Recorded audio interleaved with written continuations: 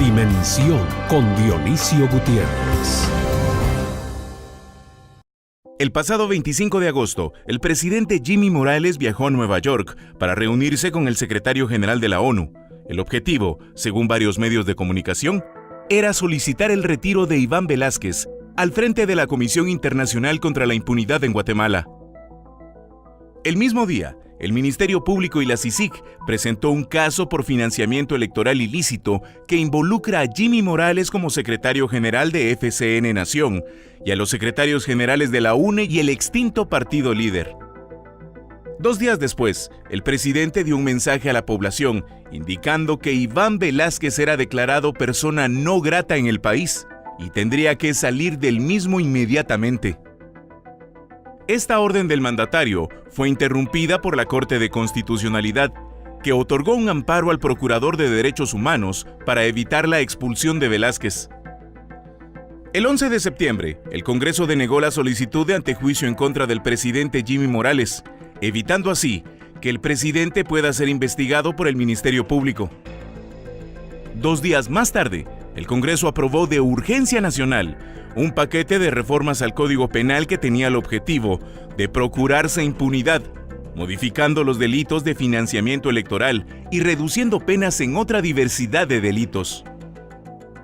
La ciudadanía respondió, obligando a los diputados a dar marcha atrás con las reformas aprobadas y encerrando a los congresistas por varias horas en el edificio del Congreso. La principal exigencia era la renuncia de los diputados. El resultado de las acciones de Jimmy Morales en contra de la CICIG y de los diputados en favor de la impunidad sería una manifestación masiva el pasado 20 de septiembre, que abarrotaría nuevamente la Plaza de la Constitución y envió un fuerte mensaje de rechazo a la clase política del país.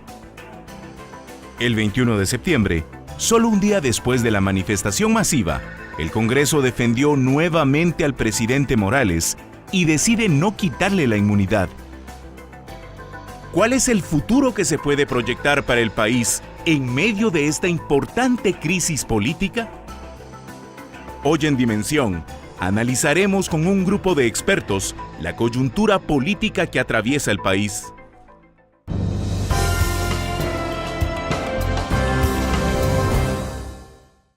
Buenas noches, bienvenidos al programa Dimensión. Hoy tenemos a 4 invitados para hablar sobre la crisis que está atravesando el país.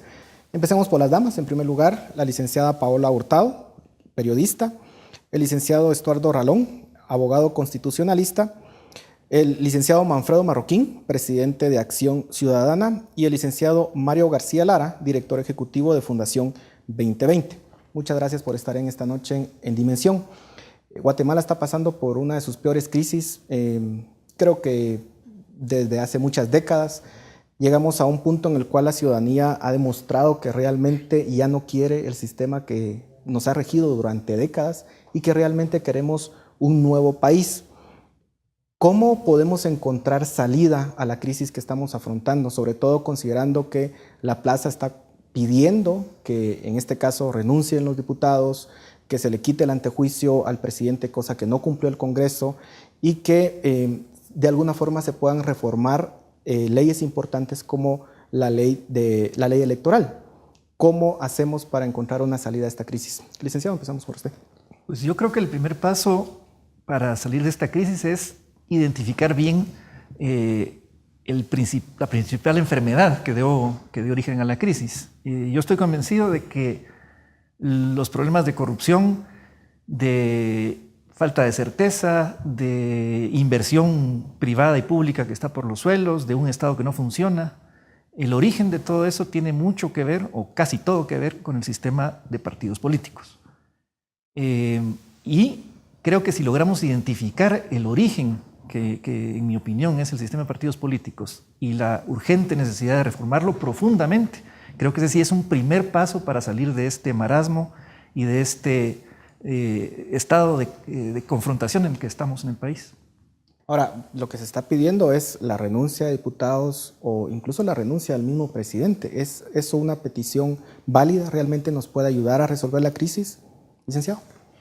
Mira, yo creo que lamentablemente es el mismo presidente el que ha llevado el país y su propia situación como mandatario a este punto. Realmente la crisis la ha provocado él mismo. Entonces no podemos ahora atribuir la crisis a grupos de oposición que están tratando de desestabilizar.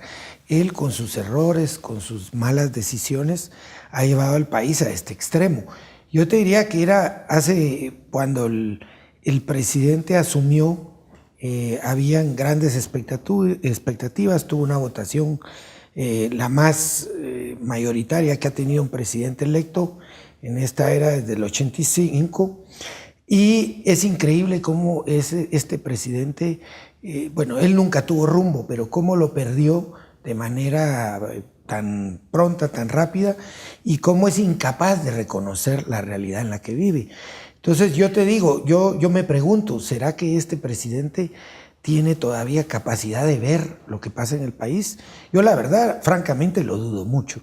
Yo dudo mucho que el país pueda estar en manos de una gente que no da la cara. Ya tenemos más de casi 2 meses que el señor no se presenta ante la prensa, que le quiere hacer preguntas, que toma decisiones, no sabe uno rodeado de qué tipo de gente, porque uno ve que su gabinete está renunciando, los más importantes. Entonces quiere decir que el gabinete no forma parte de esa cocina donde se hacen esas recetas para tomar las decisiones. Entonces, ¿de quién es presidente él? Esa es la pregunta que yo me hago y que creo que todos los guatemaltecos nos hacemos. Ya este señor está gobernando ¿para quién?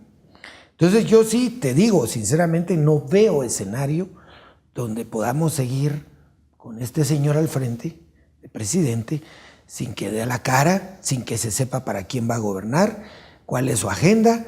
Es un mentiroso sistemático. Dijo que no iban a sacar a Iván Velázquez, lo sacaron, dijeron que ya no habían más medidas de ese tipo, sacan las 2 leyes con el partido de gobierno en pleno apoyando esto. Entonces, ya realmente... ¿Tiene revisión del mandato otra vez? Un presidente que ya perdió completamente credibilidad. Entonces, el país está en crisis por eso. Entonces, claro, hay raíces profundas. Totalmente de acuerdo que el sistema electoral es una de las fuentes principales de la crisis permanente en que vive Guatemala, porque esta crisis no es de ahorita, es de muchos años, y coincido en que lo primero que tenemos que sacar de esta crisis es un nuevo sistema electoral. ¿Licenciada? Sí, es que aunque yo participé en la manifestación, aunque yo respaldo la exigencia de depuración y de que renuncien los diputados, también soy realista y veo que están tan aferrados al puesto que eso no va a suceder. Y tampoco veo que el presidente tenga ninguna intención. Vimos esta semana que fueron a buscar a los archivos de campaña de 2015 cuando él decía, si el pueblo me lo pidiera yo renunciara, o al menos decía erróneamente que renunciaría a su derecho de antejuicio. No van a renunciar y lo estamos viendo. Entonces hay que ser realistas. La presión en este momento no es lo suficientemente fuerte como en 2015 y hay una fractura ideológica en la sociedad que algunos grupos han abonado y que les interesa que exista, que no alcanza para sacarlos como sucedió hace 2 años. Entonces sí creo que ante ese panorama y aunque mantengamos esta exigencia, lo que hay que pensar es, bueno, entonces, ¿qué se puede hacer? Y es la presión debe continuar. Y debemos obligar a este Congreso a que se siente a discutir esa ley electoral y de partidos políticos que tienen engavetada desde hace 2 años. Falta discutir, hay diálogo por hacer, sí, pero diálogo sobre la ley electoral y de partidos políticos y ya. No nos la dilaten, no empiecen a formar mesas que solo busquen ir postergando esto antes de que salgan de vacaciones. Es lo que inmediatamente debemos exigir, porque si no cambiamos eso ahorita, que no es año ni electoral ni preelectoral, va a ser cada vez más difícil que ellos legislen en contra de sus partidos y de su propia reelección y de ellos mismos en este corto plazo.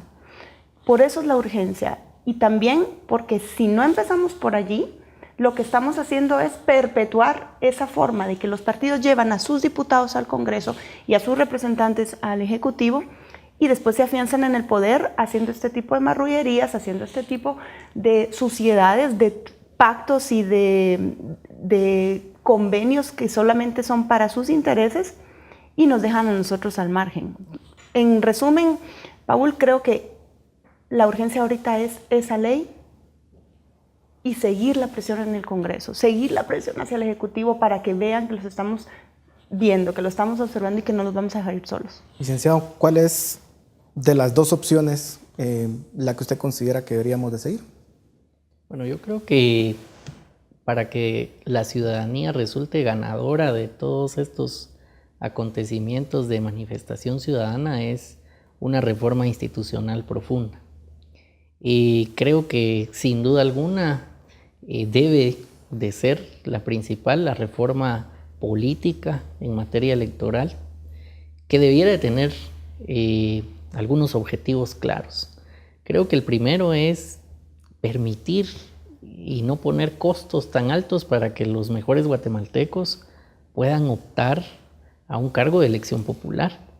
Deberíamos de no poner un mínimo de afiliados. Hoy vemos que los partidos políticos estamos en una crisis sistémica hoy porque no han cumplido con la verdadera función. O sea, se han vuelto unos vehículos electorales con una dinámica que no responde a lo que es en sí la participación ciudadana democrática, y entonces no llegan los mejores guatemaltecos. Sinceramente, se vuelven unos pactos, unos convenios en los cuales desde ahí se contamina la oferta electoral, y entonces nos vemos con que tenemos que votar por el que nos parezca que es el menos malo de las opciones, y eso hay que cambiarlo, y para eso la reforma en materia electoral tiene que ser profunda. También creo que el Estado en sí mismo ha, digamos, perdido la razón de ser, en el sentido de que muchos de esos funcionarios que llegan al poder llegan a hacer valer sus intereses, a enriquecerse a costa de que no se cumplen con las verdaderas funciones para las cuales está diseñado un Estado y la convivencia social que debe de existir derivado de que está funcionando en todos sus ámbitos un Estado. Y eso también tiene que ver con la parte de la reforma política. Entonces yo lo que considero es que sin duda alguna la prioridad es hacer una reforma a la ley electoral y de partidos políticos que ponga de manera, digamos, no tan complicada para los ciudadanos el poder optar a un cargo de elección popular y poner algunos límites, sobre todo para que no se abuse del poder. Algunos tendrán que ver para evitar temas de nepotismo, algunos otros tendrán que ver con temas de financiamiento electoral, otros límites tendrán que venir en cuanto quizás el tema de reelección, porque no podemos tener a malos elementos que se reeligen por 20 o 30 años y están entorpeciendo el verdadero funcionamiento del Estado. A ese nivel tiene que ser la reforma. Pero yo les planteo algo. En el 2015 votamos a un presidente, una vicepresidenta. Las protestas fueron masivas durante semanas continuadas. Tuvimos elecciones y sin embargo no hemos logrado reformar el sistema. Las reformas que se hicieron no fueron muchas en la dirección que se tenían que hacer. Ni siquiera lograron resolver los problemas más importantes. Entonces la pregunta es, en ese escenario, ¿cómo podemos realmente transformar el sistema con un presidente débil, con un Congreso totalmente desprestigiado? ¿Quiénes son los que tienen que discutir? Se terminó el tiempo en este segmento, lo discutimos en el siguiente. Yo pido turno primero para el siguiente. Muy bien, perfecto. Continuamos en Dimensión.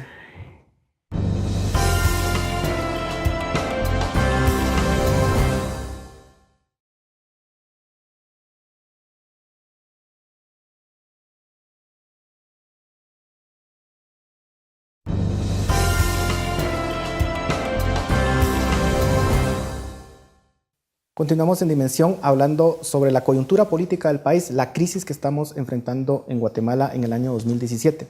Licenciada, usted pidió la palabra. Sí, es que el 2015 tuvo alcances como los que tú mencionabas, pero no tocó el Congreso y quedó allí el germen. Pero sin embargo, tuvimos votaciones y se supone que de alguna forma tratamos de limpiar a través de ellas. Hay una gran diferencia en el Congreso de 2015 y el de ahora, y es que este no es año electoral. En el 2015 fue el mismo Congreso, fue ese Congreso el que despojó de inmunidad a Otto Pérez Molina, no solo por la presión que había fuera en la plaza y en todas las plazas, sino porque era la oportunidad de no dispararse en un pie y poder participar en el proceso electoral que lo tenían encima. Lo que sucede ahora es que este Congreso no tiene ese plazo, no tiene ese contexto, entonces no le interesa.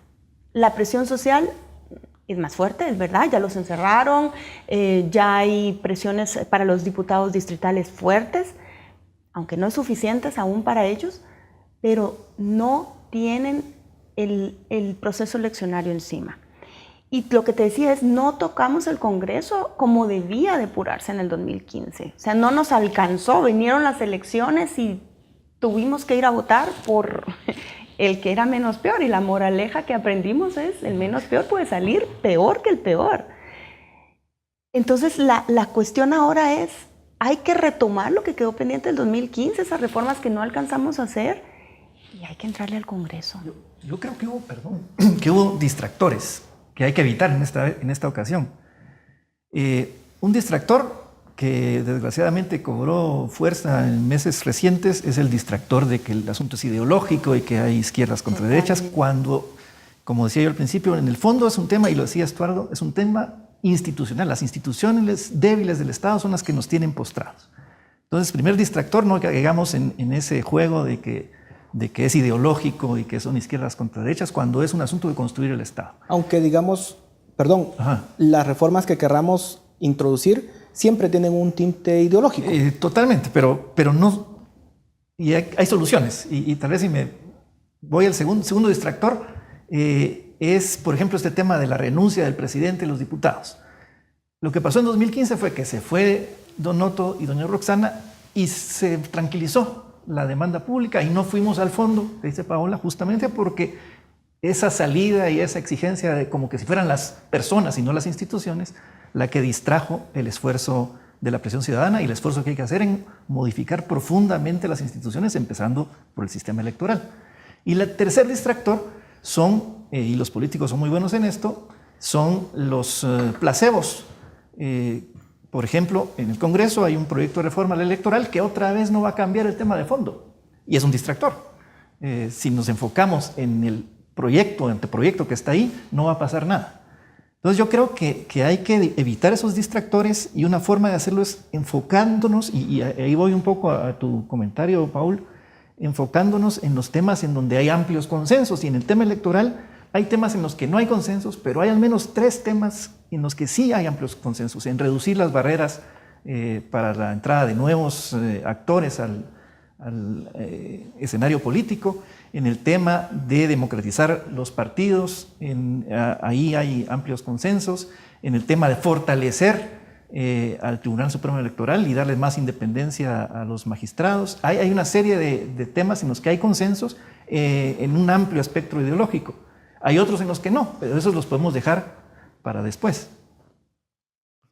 Mira, básicamente estamos en la misma situación, peor que el 2015, porque no se reformó absolutamente nada. Y los gobernantes de hoy en el Congreso, en las alcaldías, en la presidencia, son producto del mismo sistema que llevó a Otto Pérez y a todos sus antecesores. Entonces, no nos tiene que sorprender que esto haya ocurrido, porque efectivamente son producto de la misma maquinaria, ¿verdad? Y la misma maquinaria ya sabemos cómo funciona, en base a puro dinero y a puros negocios. Negocios obviamente con el Estado, que es el que al final y al cabo la gente termina resintiendo porque no hay servicios públicos, porque se los come la corrupción literalmente. Entonces el tema es que si no logramos tener una clase política más profesional, más centrada en lo que el país demanda, pues evidentemente no vamos a poder cambiar la economía del país, que está también por los suelos. No vamos a poder cambiar todo lo demás que hay que cambiar del país, porque hay que cambiarlo todo. Entonces, pero digamos, cómo se rompe el círculo vicioso de todos los problemas que tenemos es que el Estado sea recuperado por una clase política más decente, más profesional, que esté a la altura de las circunstancias. Y hay propuestas que hemos planteado hace años y esta es la oportunidad para sacarlas, para el sistema electoral concretamente, para no perdernos en un montón de cosas, Pero en el nuevo sistema electoral a mí no me gusta ya ni hablar reformas, porque para mí hay que hacer un nuevo sistema electoral. Pero hay temas que, como decías tú, tienen consensos, el tema de la no reelección consecutiva. Es decir, la única forma de deshacernos de todos estos diputados que hoy están en el Congreso es que no haya reelección consecutiva. Pero, licenciado, permítame cuestionar ahí. En Estados Unidos lo que uno ve son senadores o diputados, el equivalente, que llevan muchos años ahí, o sea, pasan 30 años, son gente muy respetable. John McCain, si uno quiere ver por el lado republicano, los Kennedy por otro lado. No podemos estar esperando que los diputados todos los periodos estén aprendiendo a legislar. ¿Es realmente un problema eso? Pero sí, en Guatemala sí, porque lo hemos visto. Los únicos que logran reelección son los peores. Entonces, bueno, tenemos algunos reelectos que hay que decir que digamos, hay no excepciones, son los peores, hay excepciones, sí, pero la mayoría son los peores, son los caciques que logran dominar un mercado electoral a base de prebendas, de clientelismo.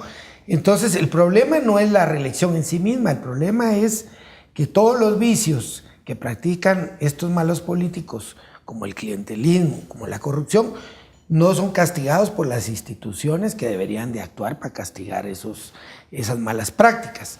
Entonces, por eso la reelección, y hay países muy democráticos como Costa Rica que tiene la reelección alternativa, o sea, yo corro esta vez, pero ya la próxima no puedo. ¿Por qué? Porque hay que evitar riesgos y tentaciones muy propios de nuestros sistemas todavía débiles democráticamente, de querer manipular tu posición de poder para desviar fondos a tu campaña. Entonces evita eso.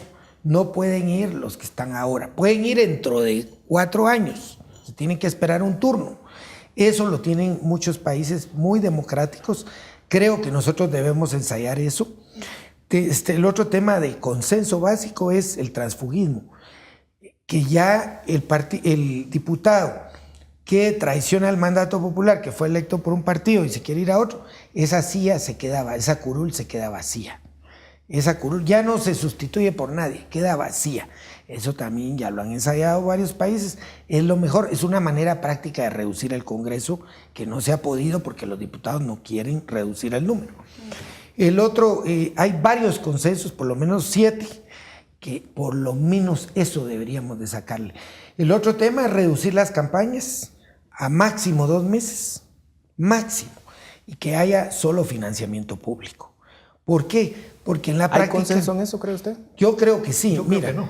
Bueno, sí, no, pero el financiamiento mixto, el gran problema es que no tenemos institucionalidad para controlarlo. Y la crisis hoy que estamos viviendo es por temas de financiamiento electoral ilícito.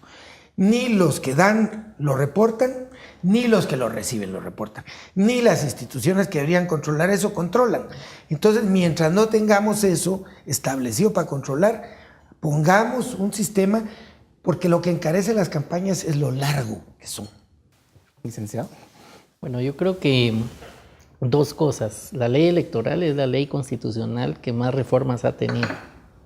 Es decir, no hemos logrado realizar aquella reforma que le quite, digamos, el vicio o lo viciado del sistema. O sea, a pesar de las múltiples reformas, se ha fallado. Y una de las razones por las cuales se ha fallado es que los mismos legisladores al final que tienen que ver esa redacción final y que en todo ese proceso tienen que participar necesariamente, pues tienen un claro conflicto de interés. Y pueden haber algunas propuestas o algunas ideas que son buenas, pero que al momento de llegar a la redacción y votación final no se concretan, porque no es conveniente a quien está cumpliendo esa labor legislativa. Yo creo que ahí el rol de la observación ciudadana, de la indignación que hay hoy ciudadana, de esa fiscalización, de exigir que el cambio no puede ser de maquillaje y no puede ser un cambio como un traje a la medida que beneficia a los que hoy están ejerciendo un cargo como congresistas. Eso es fundamental. Si se pierde ese nivel de exigencia y de fiscalización, pues podemos volver a caer a lo mismo, a una oportunidad perdida, y eso no debemos de permitirlo. La pregunta entonces que les dejo es, ¿quiénes tienen que participar de ese diálogo? ¿Quién es el que va a convocar? ¿Se tiene que sentar el presidente o los diputados a eso? ¿Sí o no? Se los dejo para el siguiente segmento. Continuamos en Dimensión.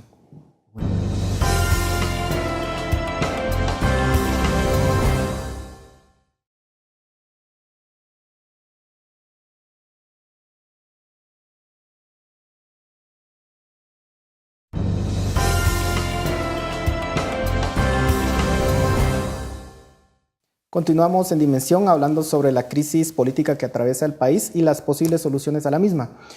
Yo les preguntaba en el segmento anterior, ¿quiénes son los que tienen que convocar a este diálogo? ¿Quiénes son los que se tienen que sentar a la mesa a discutir estos cambios? Y si es posible que el gobierno participe de la misma con el nivel de desprestigio que tiene, que, insisto, lo ha acumulado. No sé quién se quiere atrever. Yo quiero responder algo antes de esa propuesta. Y no quiero dejar pasar esta oportunidad para hablar de esa división que hay en la sociedad ahorita que no está ayudando en nada. Se ve reflejada en quienes participaron en el 2015 en las protestas y quienes no fueron este año. Manfredo decía fuera de cámara, es que no participó la clase media. Y le decía, no, es que no participó la clase media alta esta semana. ¿Y qué es lo que está pasando? Que hay desde el poder del gobierno y otros que le rodean, interesados en promover que esto es una cuestión de izquierda y de derechas. ¿Y qué es lo que pasó? Lograron hacer creer que la marcha del 20 y el paro era una cuestión de la izquierda tratando de meter sus intereses en esta crisis. Y no lo era. Y lo vieron ustedes. Sí, hubo banderas de grupos que participaron genuinamente en la marcha, pero no era por eso la marcha. ¿Y qué es el problema? Que si seguimos así, esa división al que beneficia es al Congreso y al gobierno. Al statu quo. Al status quo. Y la reflexión es importante, porque si permitimos que esto se ideologice, vamos mal, vamos partidos. Y no se trata de decir ¿quién va a salir ganando acá? El más fuerte, el que tiene el poder ahorita y no lo quiere soltar. Y es importante que no nos perdamos. Vimos la semana pasada que inmediatamente después de los decretos 14 y 15 el sector empresarial se pronunció a través de sus cámaras. Y dijo, no vamos a tolerar esto, no aprobamos la decisión de los diputados. Y fue súper poderoso eso. La sociedad es importante y tiene poder, pero el sector empresarial también contribuyó a que el día 15 de septiembre el Congreso diera marcha atrás. Pero entre el 15 y el 20, astutamente lograron volver a dividir. ¿Y el sector qué pasó? Dio un paso atrás. Y sobre esta depuración que estamos pidiendo no se pronunció. Está pidiendo al diálogo, que yo estoy de acuerdo, pero ese paso atrás no contribuye. Y yo sí creo que es importante que esté la sociedad, pero también que haya sectores como el empresariado que apoyen esta presión social sobre el Congreso. Esta presión sobre el Congreso para que legisle. Y sobre tu pregunta, hay un gran problema. No hay interlocutores en el Congreso legítimos y en el Congreso están atrincherados, en el gobierno, en el Ejecutivo. El presidente sale por videos y sale por comunicados. No le ha dado la cara a la prensa, pero tampoco a la población desde hace semanas. Y le dejo a mis compañeros la lista de quienes podrían participar, porque a mí no se me ocurre, Paul. Licenciado.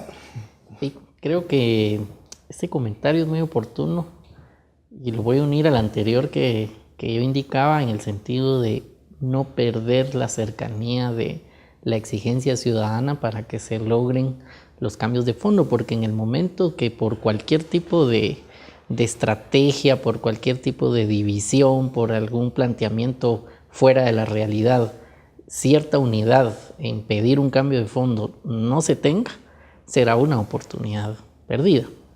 Creo que está dividida en parte ideológica la sociedad. Creo que no es un tema solo de redes sociales.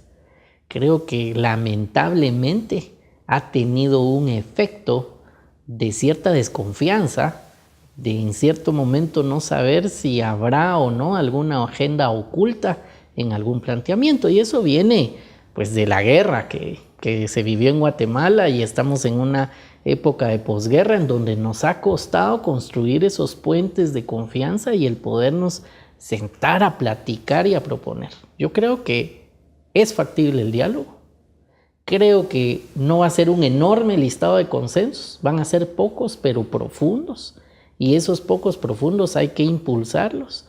Y yo me inclinaría más por que varios convoquen de la ciudadanía y que primero sea una mesa auténtica ciudadana de donde salgan esos consensos y posteriormente se le planteen a las autoridades, pero no estaría de acuerdo en una mesa en donde ciertas autoridades, cualquiera que fuera, estuvieran, porque pueden tener, digamos, un efecto distorsionador al sentimiento auténtico de los diferentes sectores de la ciudadanía. Tendría que ser solamente los ciudadanos. En una fase 1 creo yo que se pueden encontrar algunos consensos valiosos que posteriormente se trasladen y se encaucen a la institucionalidad y a los funcionarios, pero en esa fase inicial yo vería más factible una mesa ciudadana. Yo estoy de acuerdo con lo que dice Estuardo. Hay un lamentable, patético vacío de liderazgos en el sector político. No hay líderes políticos. En una crisis tan grande como esta no hay un solo partido político que haya sacado un manifiesto diciendo mi posición ante la crisis es esta. No hay. Hay ejemplos en la historia, la transición española, por ejemplo, las cortes de Franco leyeron el signo de los tiempos y se decidieron, no usaron esta palabra, pero eso fue lo que hicieron, se autodepuraron. Emitieron una ley electoral nueva, atrevida, abrieron la competencia a toda la ciudadanía, hubo 40 partidos políticos, en cuestión de menos de un año se emitió la ley y hubo elecciones que le dieron el punto de partida a un periodo de progreso de España como no ha habido en la historia de Europa en los últimos 100 años. ¿Y deberíamos de cancelar todos los partidos políticos Yo en creo que esa es Guatemala? una opción. Deberíamos ser atrevidos, empezar de cero y abrir la puerta a todo aquel que quiera organizarse. Y hay tiempo de hacerlo para respetar los periodos constitucionales. Pero el primer paso para esto, yo coincido con lo que dice Estuardo, es que haya unidad de criterio, al menos en los temas esenciales de los cambios que hay que hacer en un grupo muy representativo de un amplio espectro de la ciudadanía, por un lado, y por otro, que los políticos actualmente en el poder sepan leer las señales de los tiempos y estén dispuestos a salir con elegancia y por el bien de la patria de la situación en la que estamos. De hecho, en la práctica, en lo que todo el mundo dice, habla de que si va a haber diálogo o no va a haber diálogo, yo creo que ya hay una ruta en el tema concreto del sistema electoral, y es que con el Tribunal Supremo Electoral se están recibiendo ya las propuestas de diferentes actores de la sociedad que tienen propuesta. De hecho, nosotros como Acción Ciudadana presentamos la nuestra la semana entrante, y la idea es que de esas propuestas salga una propuesta que encabezaría el Tribunal Supremo Electoral con el respaldo de las organizaciones que obviamente se sientan representadas en esa reforma. Eso ya está en camino, ya está en marcha, y yo espero que eso pueda tener un resultado muy pronto, en unas 2 semanas máximo, para poder tener una propuesta de reforma electoral que como sociedad le exijamos al Congreso. Obviamente sin caer en las prácticas ya conocidas de manoseo, que ellos se meten a hacerle sus como digo yo, allí entra una Barbie y sale un Chucky, que respeten el consenso que va a llevar esa propuesta que va a presentar el Tribunal Supremo Electoral. Entonces yo creo que hay que ser también prácticos. Aquí no podemos aspirar a tener un diálogo cuando hablan de que no hay interlocutores válidos, que no hay actores con poder de convocatoria, con un presidente que ya no convoca y no tiene credibilidad. Entonces tenemos que buscar también caminos prácticos. Y yo creo que por lo menos en el tema del electoral, por ahí va ahorita el camino más práctico. Me parece que pues nosotros le damos el beneficio de la duda totalmente y la confianza al Tribunal Electoral de que pueda hacer una propuesta realmente que incorpore las diferentes visiones que se han ido a presentar ahí. Yo les pregunto, esto, si bien se ha querido plantear como un tema ideológico, ciertamente, si uno lo quiere ver desde otro punto de vista, es un tema realmente de las personas, de los políticos, partidos políticos y algunas personas a nivel privado también que se han aprovechado de este sistema y que sin duda alguna lo que desean, lo que menos desean es que este sistema cambie. Y lo que vimos fue básicamente una intención de expulsar al comisionado Iván Velázquez. Vimos el presidente fue muy claro en su último discurso en la ONU que quiere modificar los estatutos de la CICIG, seguramente para quitarle los dientes y que no siga investigando este tipo de casos. Obviamente, y bueno, ¿Sabe que eso lo puede hacer solo vía Congreso? Pero el Congreso hemos visto que es un aliado. Entonces, lo que nosotros podemos esperar como sociedad también es un siguiente golpe, en un siguiente intento de que estas cosas no cambien. ¿Cómo podemos hacer como sociedad para defendernos, si se quiere hablar de esa forma, de estos golpes que han intentado dar? Porque sabemos que los van a dar, y no sé si ustedes coinciden con eso, pero sí. Les dejo la pregunta y seguimos en el próximo segmento. Continuamos con Dimensión.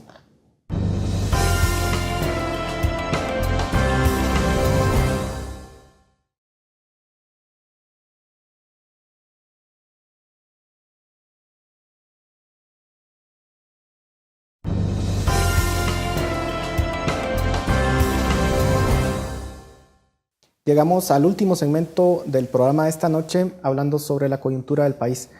Yo les vuelvo a plantear la pregunta. ¿Es claro una intención de debilitar a la CICIG? ¿Es claro una intención de que la CICIG no siga con este curso, que ha sido el elemento disruptivo en todo nuestro sistema? Yo no sé si ustedes estarán de acuerdo, sí, pero sin la CICIG nosotros no estuviéramos discutiendo lo que estamos discutiendo el día de hoy. Así que claramente estas personas saben cuál es el elemento disruptivo y quieren terminarlo, quieren sacarlo del país si es posible. ¿Cómo hacemos para brindarnos? ¿Qué podemos esperar en el futuro? Licenciado, empezamos con usted.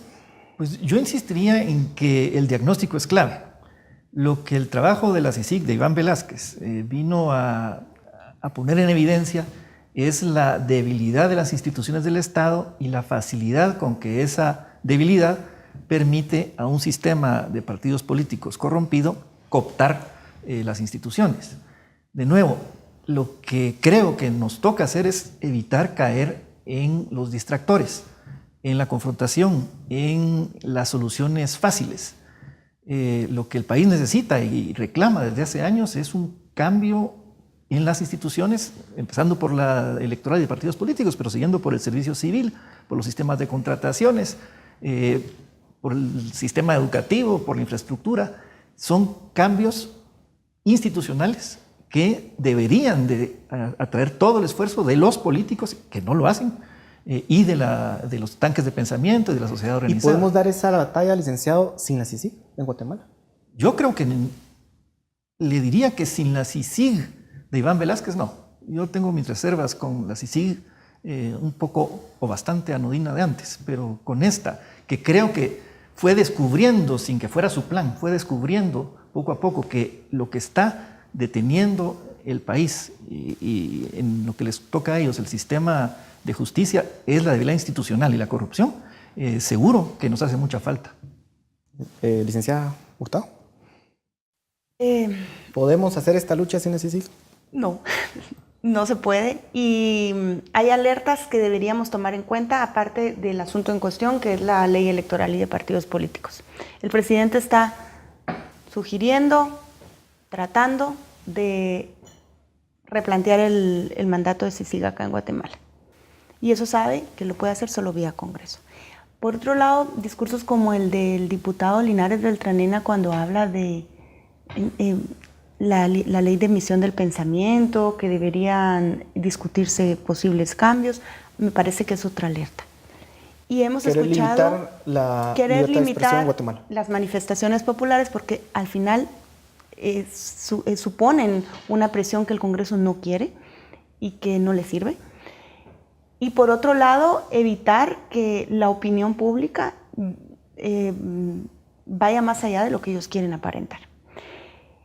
Son alertas, por un lado, expulsar a la CICIG y a Iván Velázquez, y por el otro lado, limitar a la ciudadanía, que no deberíamos dejarlas pasar. Deberíamos entender que dentro de este panorama del Congreso son posibilidades de que en un momento de baja guardia los diputados intenten hacerlas.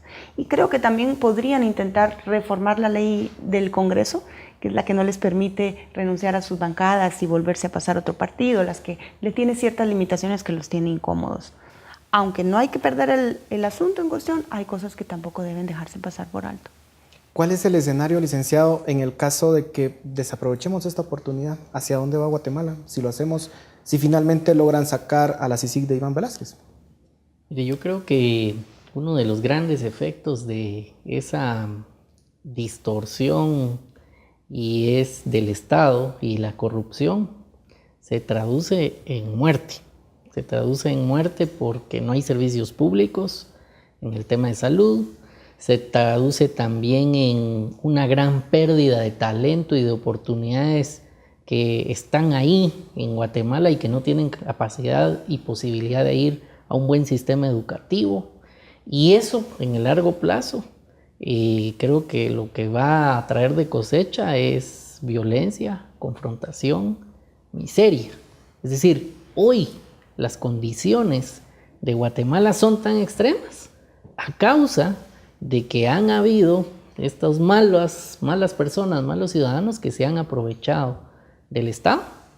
Lo que han generado son las peores condiciones de vida para la ciudadanía. Así que si desaprovechamos la oportunidad, lo único que nos puede esperar es más corrupción, más pobreza, más muerte. Eso es lo que creo que no podemos permitir, y de ahí que hay que proponer reformas profundas. Ahora, hay personas honestas, personas que realmente pues tienen una filosofía ideológica, que siguen pensando que esto pues es ideológico y que de alguna forma hay una agenda oculta. ¿Cómo poder convencer a estas personas de que, como les digo, que no hay ninguna intención mala de por medio, sino que de verdad y auténticamente lo creen? ¿Cómo convencerlas de que se sumen a esta lucha y que al final de cuentas, como usted muy bien lo decía, licenciado Ralón, es una cuestión de sobrevivencia para el país mismo, licenciado? Sí, bueno, yo creo que es que el tema creado artificialmente de la división ideológica no resiste ni siquiera 2 minutos de análisis. Es decir, en Guatemala la izquierda, por ejemplo, nunca ha gobernado. O sea, si vamos a la realidad de las cosas, en los últimos 30 años, partidos de centro moderados. Bueno, la UNE tenía una filosofía más de izquierda, socialdemócrata, digamos, si querés centro-izquierda. Pero no fue eso tampoco. Que se comportó igualmente. Sí, haciendo los mismos negocios que hacían los de derecha. Entonces, aquí no podemos hacer esa división de izquierda y derecha porque no ha existido. Aquí lo que han existido son negocios y meganegocios, usando el patrimonio del Estado, obviamente. Y por eso es tan absurdo esa división, supuesta división artificial, porque además la gente dice, bueno, ¿por qué solo están investigando los de un sector? Pero es que son los que han gobernado. O dicen, ¿por qué no han llegado todavía al gobierno de la UNE, por ejemplo? Recordemos que Iván Velázquez vino en medio del gobierno patriota. Las investigaciones cada investigación involucra 30, 40, 50 personas, y hacer investigaciones no es como hacer pan, pues. Para acusar a alguien se necesitan medios de prueba, se necesitan conocer transacciones. Entonces la gente cree que una investigación se elabora aquí en una mesa, que nos vamos a poner de acuerdo a quién vamos a llevar al bote, y así se hace. No se hace así. Hay un gran desconocimiento de la población de qué es un Estado de Derecho y qué implicaciones tiene una persecución penal seria. Entonces se vendió la idea de que había una persecución penal contra un sector. Claro, contra un sector que estaba gobernando en ese momento, pero si le diéramos más capacidad a la CICIG para que llegue más atrás, yo te aseguro que llega a todos los que la gente, el abanico de demandas quiera que lleguen, porque el modelo de gobierno y de hacer negocios era exactamente el mismo y no tenía que ver con ideología. No, los de izquierda o derecha no hacían negocios de forma diferente, era el mismo patrón. Entonces, yo creo que la gente que, como tú bien dices, inocentemente cree en eso, también tiene que entrar un poco en contacto con la realidad y ver un poco qué ha sido nuestra historia inmediata. Gobiernos que no son ni siquiera partidos políticos, yo les llamo empresas electorales, porque no tienen ni identidad ideológica. Es un caudillo que tiene plata para llegar al poder y pagarse una campaña y a veces son millonaria. empresas de cartón, porque es un partido sombra que al que apoyas al otro. Sí, y se llega al poder y se acabó el partido. Sí. Los de los 80 no existían en los 90, los de los 90 no existían en el 2000, los de la primera década del 2000 ya casi no existen. Pues ya no Pero yo existen. te quiero interrumpir porque yo sí creo que hay una forma de hacer llegar ese mensaje que decía Paul, y es bien sencilla. Los pronunciamientos son importantes y se pueden hacer individualmente. Si el gremio al que uno pertenece no se pronuncia. No es lo mismo que un Estuardo Ralón diga: yo apoyo la depuración del Congreso, estoy en contra de esto, esto y esto, y pido que los diputados hagan esto, esto y esto, a que lo haga alguien de una corriente ideológica distinta, que incluso sea líder en su área, o un profesional del derecho en una corriente ideológica distinta. La gente que te conoce y que cree en ti como profesional dirá: si Estuardo Ralón lo está diciendo, aquí algo interesante hay. Y también que Julio García diga dentro de su sector y se pronuncie sobre eso, son pronunciamientos poderosos.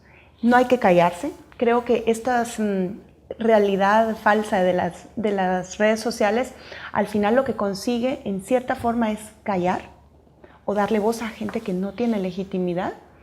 Y es una manera pronunciarse desde lo individual, desde lo familiar, lo social, decir: mi postura es esta, para que la misma gente que te rodea vaya entendiendo que esto va más allá de esta polarización que están pintando. Un minuto de conclusiones, licenciado. Bueno, creo que de toda crisis vienen oportunidades y estamos ante una gran oportunidad de hacer una reforma profunda al sistema político electoral. Aprovechémosla. Pongámonos de acuerdo en cambios profundos, rápido, sea porque vengan de una propuesta que ha recopilado el Tribunal Supremo Electoral, a la cual se le pueden hacer algunos comentarios, o de una mesa ciudadana, pero tienen que ser pronto, y que las elecciones que vengan en Guatemala sean con una nueva ley que genere incentivos para un nuevo sistema político que sea sostenible en el largo plazo. Ese debería ser el objetivo. Bueno, lo cierto es de que así como es una gran oportunidad, yo creo que también representa una enorme amenaza, y si no logramos aprovecharla, como ustedes lo indicaron, pues posiblemente entremos en un periodo bastante oscuro para Guatemala y no sabemos cuándo vaya a haber otra oportunidad de estas. Así que muchas gracias por sus aportes. A ustedes gracias por su atención. Nos vemos el próximo domingo.